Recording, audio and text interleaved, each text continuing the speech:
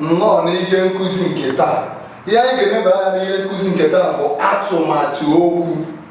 Kwuo ya, atụmatụ okwu. Ndị iti ma ndị bekee na-akpọ ya figures of speech, mana anyị bụ ndị Igbo na-akpọ ya atụmatụ okwu. Ọ dị mkpa ka anyị ghọta na ihe ọbụla e were n'asụsụ bekee anyị wekwara ya n'asụsụ Igbo. Ya bụ na ndị bekee were figures of speech, anyị bụ ndị Igbo wekwere ya, anyị na-akpọ ya atụmatụ okwu. Adị na bekee e nwere ụdị atụmatụ figures of speech dị iche iche. Otu a ka ọ bụ anyị bịa n'ala Igbo, n'asụsụ Igbo, n'ụtọ asụsụ Igbo, anyị nwere aha anyị na-akpọ ihe ọbụla akpọrọ ya na bekee, anyị nwere aha anyị na-akpọ ya na Igbo. Now, ọ bụrụ na imego English ma English literature, ị ga-afụ ihe dịka metaphor, simile, personification, onomatopoeia, rhetoric, proverbs, idioms, wee dere gawa. Ha erika, mana na nkụzi nke taa anyị ga-eneba anya na asaa n'ime atụmatụ okwu ndị anyị nwere. Anyị ga-eneba anya na nke ndị bekee na-akpọ metaphor, neba anya na nke akpọ simile, personification, onomatopoeia, rhetoric, proverbs na idioms. Ka anyị na-anya na metaphor, ihe ndị Igbo na-akpọ metaphor bụ mbụrụ. Chetakwa na atụmatụ okwu bụ okwu nka dị iche iche ndị Igbo ji achọ okwu a na-ekwu nwa. Okwu nka dị iche iche. Ọ bụrụ na ị nọga ebe ndị okenye na-ekwu okwu, enwere ụfọdụ okwu ha ga na-ekwu iji wee chọọ okwu ha mma. So the Igbos use atụmatụ okwu of figures of speech to beautify the statements, to beautify the expressions, to beautify the language. Nke mbụ ka ndị iti na-akpọ metaphor, anyị bụ ndị Igbo na-akpọ ya mbụrụ. Mbụrụ bụ atụmatụ okwu na-ekwu ihe bụ. Ọ na-ekwu ihe bụ na ihe a dị otu a na ọ bụ otu a. Dịka ọ bụrụ na ikwuo Emeka bụ ewu, nke a bụ atụmatụ okwu na-egosi mbụrụ. Na atụmatụ okwu bụ na ịfụ ha ihe ọ bụ ihe eji amata mbụrụ bụ gịnị? Okwu a bụ. Ebe ọ bụla ịfụ ha na onye a bụ, enwere ike isi Chioma bụ Adamma. Ngwa ngwa ịfụ ha na bụ, ị mara na ya na-ekwu okwu bụ gịnị? Mbụrụ. Ka anyị na-aya n'ọzọ. Nke abụọ anyị ga-enye aka ndị iti, ndị bekee na-akpọ ya simile. Anyị ọbụ ndị Igbo na-akpọ ya nyiri. Nyiri bụ okwu na-egosi na ihe yiri ibe ya. Dịka anyị nwere ike isi Emeka dị ka atụrụ. Matakwa na ya sị ọ na Emeka bụ atụrụ o, mana ya sị na Emeka dị ka atụrụ. Ma ọ bụ isi Chioma na-eme ka ewu. Na ka anyị sịkwa na Chioma bụ ewu o, mana ya sị na ọ na-eme ka.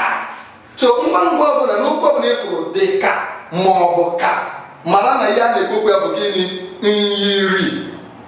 Ya bụ na okwu na-ezipụta nyiri bụ gịnị? Ka ma ọ bụ gịnị? Dị ka. Ka anyị na-aya n'ọzọ, ndị iti, ndị bekee na-akpọ ya personification, mana ihe ọ bụ ndị Igbo na-akpọ ya mmemmadụ. Mmemmadụ bụ atụmatụ okwu na-enye ihe na-abụrụ mmadụ ọ na-eme ka ọ bụ mmadụ. Ihe na-abụrụ mmadụ eme ya onwe omume ka mmadụ. Ka ihe ịma atụ, ọ bụrụ na mmadụ si iwe ji m aka, ọ bụ na esi na iwe ji gị aka, matakwa na iwe anyị ada afụ ya anya. Iwe abụrụ mmadụ, mana esi na ome gịnị? Na o ji gị aka.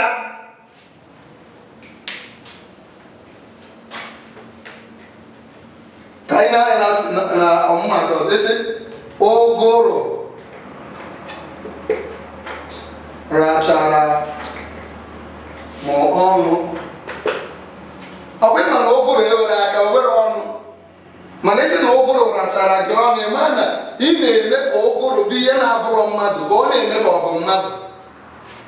Ka ihe zie nke ikpeazụ ọmụmaatụ, ọ bụrụ na esi ọnwa na-azacha ala, ọnwa na-azacha ala, mata na ọnwa nọ n'elu ọ daza ala, mana anyị na-achọ ịkọwa na ọnwa na-echi nke ọma, na ọ na-acha nke ọma, mana esizie na ọ na-azacha ala, ịma na ị na-eme ya ọ bụrụ gịnị? Mme mmadụ. Ị na-ege ihe na-abụrụ mmadụ, ọ na-eme omume, ọ na-akpa agwa ka mmadụ. Ọ ya bụ mme mmadụ, personification. Ọzọ bụ gịnị? Onomatopia. Ndị bekee na-akpọ onomatopia, ya bụ ndị Igbo na-akpọ nsi n'ụda, nsi n'ụda. Nke a bụ ụda atụmatụ okwu esi n'ụda ụda eweta, dịka ọgba tum tum. Ọgba tum tum, anyị si n'ụda wee na-eweta ya maka na ụda ọgba tum tum na-eme, maka na ọ na-ada tum tum tum. Ndị Igbo wee kpozie ya ọgba tum tum. So nke ọbụla okwu Igbo ọbụla ma ụda atụmatụ okwu ọbụla esi n'ụda ụda ya eweta ka anyị na-akpọ gịnị? Nsi n'ụda. Ndị bekee na-akpọ ya gịnị? Onomatopia. Ọzọ bụ gịnị? Rhetorics. Rhetorics, ndị bekee na-akpọ ya rhetorics. Rhetorics bụ okwu ị na-agwa onwe gị. Ọ chọkọbere azịza. O nwere ike ịgba azịza mana ọ chọkọbere azịza. Anyị ọ bụ ndị Igbo na-akpọ ya nzara onwe. Nzara onwe. Ọzọ bụ nke onye ọbụla ma ndị bekee na-akpọ ya proverbs. Anyị ọ bụ ndị Igbo na-akpọ ya gịnị? Ilu. Ndị nna nna anyị ha ndị Igbo na-asị na ilu bụ mmanụ ndị Igbo ji eri okwu. Mmanụ ndị Igbo ji eme gịnị? Eri okwu. Ọ bụrụ na isi ihe dịka enwere ilu dị iche iche, enwere ike isi awọ anaghị agba ọsọ ehihie na nkịtị. Ọ bụ ya? Ihe a bụ ilu. Ị nwere ike isi ọ kwasịrị ụmụ ya, onye tụrụ ji ya tụrụ mgbọrọgwụ. Ihe a bụcha ilu ndị Igbo. Anyị na-akpọ ya proverbs. Anyị nwere idioms. Idioms, ihe anyị na-akpọ ya n'Igbo bụ akpaala okwu. Akpaala okwu. Enwere ọtụtụ ọmụmaatụ. Ị nwere ike isi ahịa adịrị onye a mma. You just use an idiom ma akpaala okwu. Enwere ike isi na isi adịrị onye a mma. Enwere ike isi na Emeka na-eme aka abụọ. Aka abụọ bụ na ọ na-ezu ori. Ịghọtago? So e nwere ọtụtụ idioms ma akpaala okwu dị iche iche. Ya bụ na ego gị asaa, a sị m na atụmatụ okwu anyị nwere bụ metaphor, simile, personification, onomatopoeia, rhetorics, proverbs, idioms. Abịa n'Igbo anyị akpọ ya mbụrụ, nyiri, mme mmadụ, nsi n'ụda, nzara onwe, ilu, akpaala okwu. Ka anyị tinye nke asatọ tupu anyị emechie. Ndị bekee na-akpọ ya irony, mana anyị ọ bụ ndị Igbo na-akpọ ya okwu ọzọ eme ọzọ. Remember, ndị bekee na-asị na irony is saying the opposite of something. Like if you see a fat person, you will say the person is thin. If you see a tall person, you say the person is very short. If you see something very bitter, you say it is very sweet. Now, irony ka ndị bekee na-akpọ ya, mana anyị na Igbo na-akpọ ya okwu ọzọ eme ọzọ. Enwere ike isi agwụ na-achasi ike, mana ihe chọrọ ikwu bụ na gịnị? Agwụ anaghị acha.